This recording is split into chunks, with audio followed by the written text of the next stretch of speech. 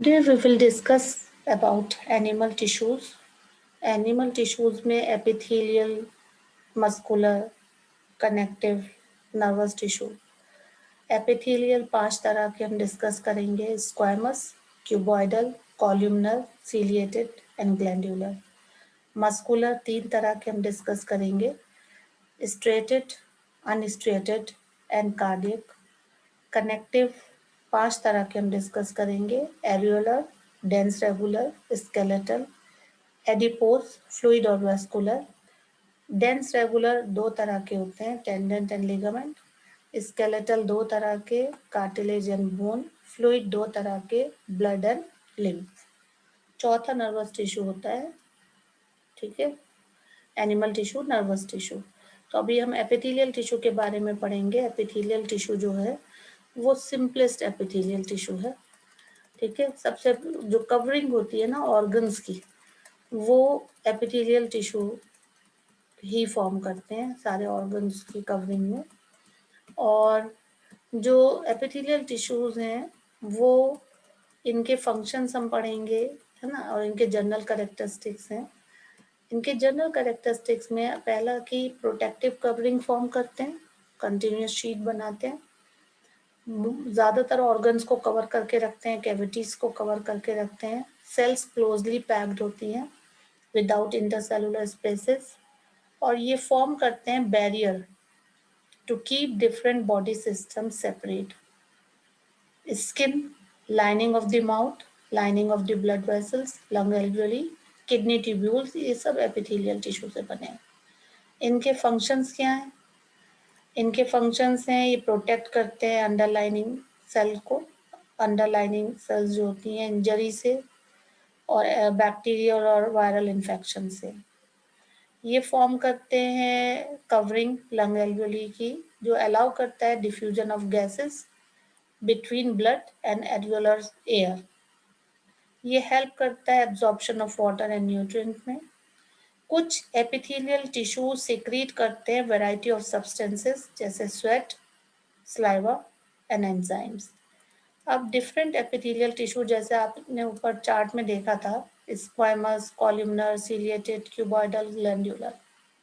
Squamous epithelium की जो sales होती हैं वो थिन एंड फ्लैट होती हैं और वो फॉर्म करती हैं डेलिकेट लाइनिंग, जैसे कि इसोफेगस में आपको मिलेगी लाइनिंग ऑफ द माउथ, ये एग्जाम्पल है.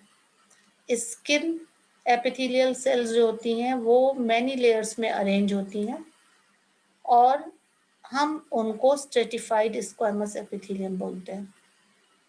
कॉलमनर एपिथेलियम की जो सेल्स होती हैं वो टॉल होती हैं, पिलर लाइक होती हैं, इलोंगेटेड न्यूक्लियाई होता है और वो कहाँ मिलती है? Inner lining of the intestine, जहाँ पर एब्जॉर्प्शन एंड सिक्रीशन होता है और ये मूवमेंट फैसिलिटेट करता है cross the epithelial barrier. Ciliated epithelium respiratory tract में मिलेंगी. यहाँ पर आपको सीलिया मिलेंगे, हेयर लाइक प्रोजेक्शन मिलेंगे on the outer surface of epithelial cells. जब ये सीलिया मूव करते हैं तो ये म्यूकस को पुश करते हैं forward to clear the passage, respiratory track को क्लियर करने के लिए. और जहाँ पर सीलिया होंगे तो उस एपिथेलियम को सीलिएटेड एपिथेलियम बोलेंगे. क्यूबॉइडल एपिथेलियम में क्यूब लाइक सेल्स होती हैं विद राउंडेड न्यूक्लियाई.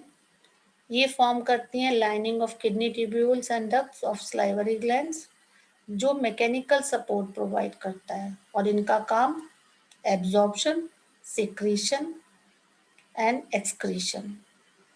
कभी कभार एपिथेलियल टिश्यू जो है वो फोल्ड हो जाते हैं इनवर्डली और एक मल्टीसेलुलर ग्लैंड बनाते हैं. तो ऐसे एपिथेलियम को जो फोल्ड होकर ग्लैंड बना रहे हैं ग्लैंडुलर एपिथेलियम कहलाएगा. ठीक है, ये स्पेशलाइज फंक्शन परफॉर्म करते हैं, जैसे सिक्रीशन करते हैं, ये सिक्रीशन ऑफ सब्सटेंसेस. ये डायग्राम है, ये एनसीईआरटी बुक में दिए हुए हैं आपकी. ठीक है, ये फ्लैट सेल्स हैं स्क्वामस, फिर ये मल्टीलेयर्ड स्किन है और फिर आपको ये क्यूबॉइडल, फिर कॉलमनर. ठीक है, इसमें आपको ग्लैंडुलर का डायग्राम नहीं दिया हुआ. कनेक्टिव टिश्यू जो होते हैं वो कनेक्ट करते हैं वेरियस बॉडी ऑर्गन्स को। सेल्स जो होती हैं इसके वो लूजली स्पेस्ड होती हैं, embedded in intercellular matrix. Matrix jelly like, fluid, dense और रिजिड हो सकता है। एनिमल कनेक्टिव टिश्यू अलग अलग तरह के होते हैं। सबसे पहले एरुलर लूज कनेक्टिव टिश्यू के बारे में मैं बताऊंगी। ये लूज सेलुलर कनेक्टिव टिश्यू होता है। ये एक्ट करता है as a supporting and packing tissue between organs and in the body cavities, lining in the body cavities. ये स्किन और नर्व्स में भी मिलता है। ये रिपेयर में मदद करता है। डेंस रेगुलर कनेक्टिव टिश्यू जो है वो फाइब्रस कनेक्टिव टिश्यू है। Densely packed collection of fibers and cells आपको मिलेंगे। ये दो तरह का हो सकता है, लिगामेंट एंड टेंडन। लिगामेंट का काम होता है बोन को बोन से कनेक्ट करना। इसमें मैट्रिक्स का अमाउंट बहुत कम होता है। टिश्यू बहुत इलास्टिक है, कंसिडरेबल स्ट्रेंथ होती है और कभी कभार स्प्रेन कॉज होता है due to excessive pulling of ligament, जो स्पोर्ट्स पर्सन में आपको दिखेगा। टेंडेंट एक मसल एक बोन को कनेक्ट करता है, फाइब्रस टिश्यू है, ग्रेट स्ट्रेंथ होती है लेकिन इलास्टिसिटी बहुत कम होती है। एडिपोज का काम होता है फैट स्टोरेज का। ये मिलता है स्किन के नीचे and between the internal organs. Skeletal tissue दो तरह का होता है, कार्टिलेज एंड बोन। कार्टिलेज में वाइडली स्पेस सेल्स होती हैं, सॉलिड मैट्रिक्स होता है जो प्रोटीन एंड शुगर से बना होता है और ये बोन सरफेस को स्मूथ करने का काम करते हैं एट द जॉइंट्स। जॉइंट्स में जो बोन सरफेस है वहाँ कार्टिलेज होता है जो स्मूथ करता है। It also present in knows, years, trachea and लैरिंग्स। अब बोन पे अगर हम बात करें, bone strong non flexible tissue है जो एक हार्ड मैट्रिक्स में एम्बेडेड होता है और वो फॉर्म करता है framework that supports the body. It also anchors the muscles and support the main organs of the body.